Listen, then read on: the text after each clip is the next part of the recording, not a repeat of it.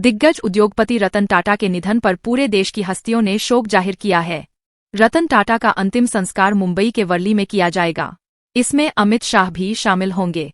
रतन टाटा के निधन पर देश भर में शोक की लहर। महाराष्ट्र और झारखंड में एक दिन का राजकीय शोक। रतन टाटा पिछले कुछ दिनों से बीमार चल रहे थे। उन्हें ब्रीच कैंडी अस्पताल में भर्ती कराया गया था। उनके निधन पर देश भर में शोक की लहर छा गई है।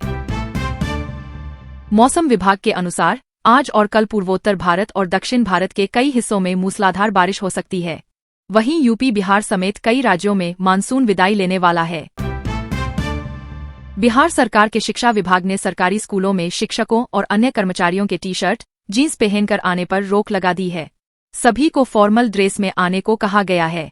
विभाग ने ऐसा न करने वालों पर कार्रवाई की चेतावनी भी दी है।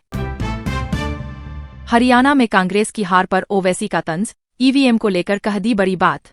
हरियाणा विधानसभा चुनाव में कांग्रेस की करारी हार पर एमएम पार्टी के प्रमुख असदुद्दीन ओवैसी ने निशाना साधा है। ओवैसी ने ईवीएम पर लग रहे आरोपों पर भी बयान दिया है। देश के मशहूर उद्योगपति रतन टाटा का 86 साल की उम्र में निधन हो गया है। वह मुंबई के ब्रीच कैंडी अस्पताल में एडमिट थे। यहीं उन्होंने अंतिम सांस ली है। उनके निधन पर पीएम मोदी ने भी दुख जताया है। अमेरिका से खरीदे जाएंगे 31 प्रीडेटर ड्रोन। देश में बनेंगी 2 परमाणु पनडुब्बियां। बड़े रक्षा सौदे को मिली मंजूरी। असम के मुख्यमंत्री हिमंत विश्व शर्मा ने कहा कि ईवीएम पर सवाल उठाने से पहले कांग्रेस के सभी मुख्यमंत्रियों को इस्तीफा दे देना चाहिए और उसके बाद वे कुछ ईवीएम पर बोलेंगे तो संज्ञान लिया जाएगा। कांग्रेस अध्यक्ष मल्लिकार्जुन खड़गे आज हरियाणा चुनाव में हार की समीक्षा बैठक करेंगे। इस बैठक में हरियाणा के सभी नेता शामिल होंगे। राहुल गांधी भी इस बैठक में शिरकत करेंगे। जम्मू कश्मीर में हुए विधानसभा चुनाव में नेशनल कॉन्फ्रेंस को मिली जीत के पर उमर अब्दुल्ला ने कहा कि सभी वोटरों को धन्यवाद दिया। उन्होंने कांग्रेस को लेकर कहा कि कांग्रेस के लिए अब महाराष्ट्र और झारखंड में होने वाला चुनाव चिंता का विषय है। उमर अब्दुल्ला के बेटे जहीर और जमीर अब्दुल्ला ने विधानसभा चुनावों के लिए राजनीतिक अभियानों में सक्रिय रूप से भाग लिया था और पिता के सपोर्ट में प्रचार करते दिखे। विधानसभा चुनाव के नतीजों के बाद अब जमीर अब्दुल्ला की पहली प्रतिक्रिया सामने आई है। जम्मू कश्मीर में उमर अब्दुल्ला दूसरी बार मुख्यमंत्री बनने वाले हैं। उन्होंने कहा कि उन्हें उम्मीद है कि प्रधानमंत्री नरेंद्र मोदी ने जम्मू कश्मीर को लेकर जो वादे किए हैं उन्हें वे पूरा करेंगे। इजरायल और हिजबुल्लाह के बीच जंग खतरनाक होती जा रही है।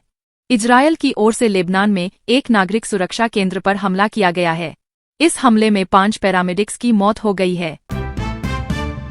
हारने वालों में प्रमुख लोगों में इनेले के नेता अभय सिंह चौटाला, भाजपा के भव्य बिश्नोई और जेजेपी के दुष्यंत चौटाला शामिल है। वहीं भाजपा की श्रुति चौधरी और आरती राव सिंह चुनाव जीत गई। वडोदरा के भायली में नाबालिग के साथ गैंगरेप हुआ था।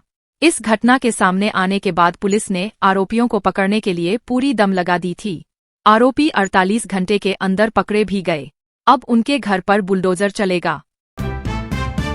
राहुल गांधी ने हरियाणा चुनाव में मिली हार के बाद ईवीएम पर सवाल खड़ा किया है। इसे लेकर अब भाजपा ने राहुल गांधी पर निशाना साधा है। भाजपा नेता अनिल बलूनी ने कहा कि ईवीएम, संवैधानिक संस्थाओं पर और लोकतंत्र पर सवाल उठाना कांग्रेस की आदत बन गई है। केंद्रीय मंत्री धर्मेंद्र प्रधान ने कांग्रेस नेता राहुल गांधी पर तंज कसते हुए कहा है कि वह हर बार हार जाते हैं। 2019 में उनके अध्यक्ष रहते कांग्रेस चुनाव हारी और 2024 के लोकसभा चुनाव में भी उनकी हार हुई। मुलायम सिंह यादव की दूसरी पुण्यतिथि आज है। सपा मुखिया अखिलेश यादव बुधवार को सैफई अपने आवास पर पहुंच गए। वह गुरुवार को उनके समाधि स्थल पर पुष्पांजलि अर्पित करेंगे।